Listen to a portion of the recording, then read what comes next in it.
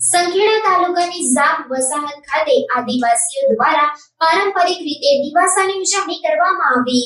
સંખેડા તાલુકાની ઝાબ વસાહત ખાતે આદિવાસીઓ દ્વારા પારંપરિક રીતે દિવાસાની ઉજવણી કરવામાં આવી હતી, જેમાં આજુબાજુ ગામની વસાહતોમાંથી આવેલ આદિવાસી લોકો દ્વારા લોકનૃત્ય દ્વારા ઢોલ નગારા સાથે આવેલ મહિલાઓ એક જ કલરના પહેરવેશ પહેરી ઝાપ વસાહત તેમજ આજુબાજુમાં દિવાસાનું આમંત્રિત કરેલા વસાહતના લોકો એકઠા થઈ ઝાબ વસાહતમાં બધા ભેગા મળીને દિવાસા તહેવારની ઉજવણી કરવામાં આવી હતી। એકત્રિત થયેલા આદિવાસી પરંપરા અનુસાર દેવી દેવતાઓની પૂજા વિધિ કરી હર્ષોલ્લાસ સાથે નાચી કૂદીને ઉજવણીમાં આવેલ વ્યક્તિઓને અડદના ઢેબરા જેવા ખાવાની અવનવી વસ્તુ બનાવી દરેકનું મોં મીઠું કર્યું હતું અને સમૂહમાં નાચી કૂદીને દિવાસો ઉજવવામાં આવ્યો હતો।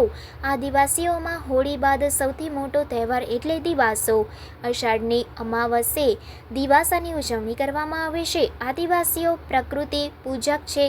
આપણા દેશમાં દિવાસાનું વિશેષ મહત્વ છે। વરસાદ થવાથી ખેતરોમાં લીલો પાક લહેરાઈ ઉઠ્યો હોય છે। ધરતી માતાએ સર્વત્ર હરિયાળીનો શૃંગાર સર્જ્યો હોય છે અને ખેતરમાં ઊભો પાક લહેરાતો જોઈ આર્થિક સંપન્નતાની આશા સેવતા ખેડૂતો અને અન્ય પ્રજા પણ ઉત્સાહમાં ભેગા મળીને નાચગાન કરતા હોય છે। આ રીતે દિવાસાની ઉજવણી કરતા હોય છે।